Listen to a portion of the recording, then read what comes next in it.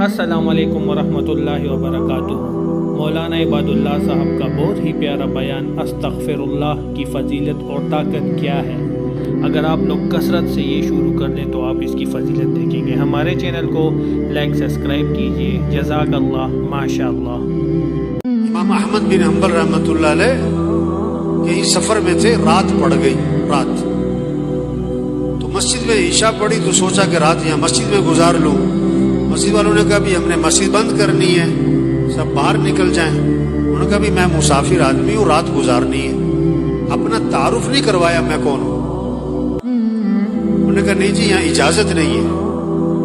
تو ایک آدمی وہ تندور پہ روٹی بناتا تھا، پکاتا تھا، اس نے دیکھا کہ کوئی بزرگ آدمی ہے۔ انہوں نے کہا آپ میرے ساتھ چلیں، میرے ساتھ رہیں آپ۔ وہ ساتھ لے گیا۔ اب اس کا چونکہ تندور کا کام آٹا گوندھ رہا ہے، استغفر اللہ استغفر اللہ استغفر اللہ، روٹی پکا رہا ہے، استغفر اللہ استغفر اللہ، اٹھ رہا ہے، بیٹھ رہا ہے، استغفر اللہ استغفار کی کثرت کر رہا ہے۔ اب امام صاحب بڑے حیران ہوئے کہ یہ بڑا عجیب آدمی بہت استغفار کر رہا ہے، اس کی زبان پہ استغفار ہی استغفار۔ اس سے پوچھا بھائی کہ تم نے استغفار بہت کیا، کیا اس کے کیا فائدے دیکھے؟ انہوں نے کہا جی میرے بڑے مسائل تھے، جب سے میں نے استغفار کی کثرت شروع کی ہے اللہ نے میرے مسئلے حل کر دیے، اور میں جو مسئلہ آتا ہے اللہ سے مانگتا ہوں اللہ میرا مسئلہ حل کر دیتا ہے، میری دعائیں قبول ہوتی ہیں۔ استغفار کی میں نے یہ فائدہ دیکھا، میری دعائیں بڑی قبول ہوتی، میری ساری دعائیں قبول ہوئی، ایک دعا ابھی تک قبول نہیں ہوئی، باقی ساری قبول ہو گئی۔ وہ کون سی نہیں ہوئی بھائی؟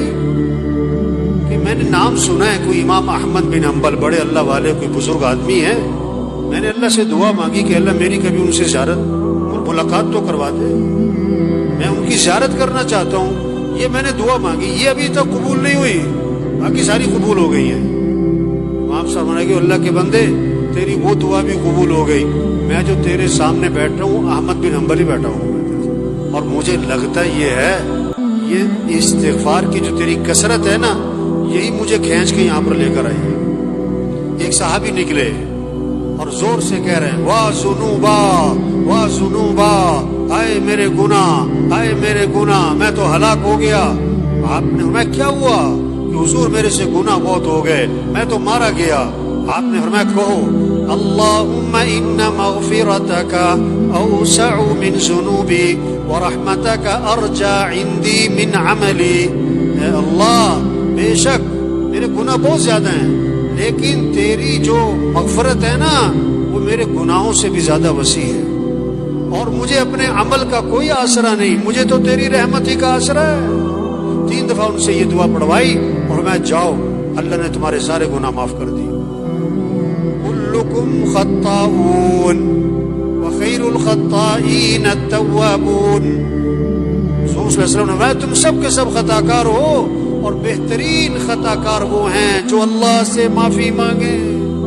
وقلت استغفروا ربکم انه كان غفارا يرسل السماء عليكم مدرارا ويمددكم بأموال وبنين ويجعل لكم جنات ويجعل لكم انہارا۔ استغفار کرو تو کیا ہوگا؟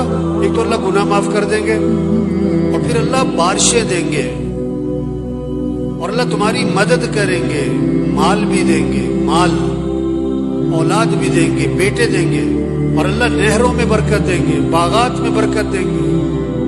یہ اللہ کے وعدے ہیں۔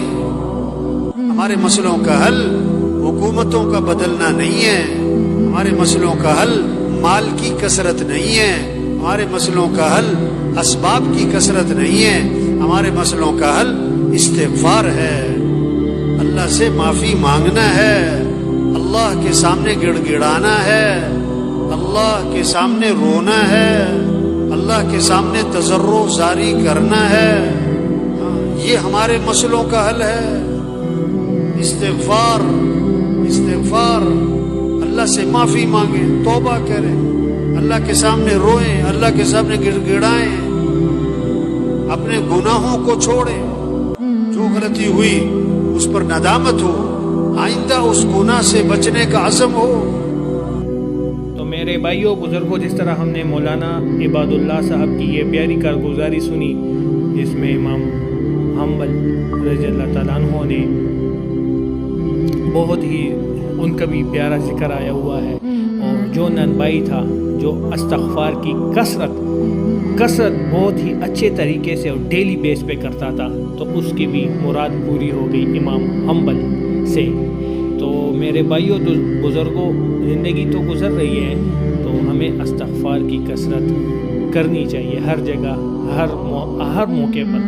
हमारे ज़ुबान पर ये अस्तग़फ़िरुल्लाह अस्तग़फ़िरुल्लाह अस्तग़फ़िरुल्लाह हो तो कितना टाइम लगता है मेरे भाइयों। कुछ ना कुछ गुनाह तो हमारे माफ़ हो जाएंगे ना, हम तो है ही गुनाहगार।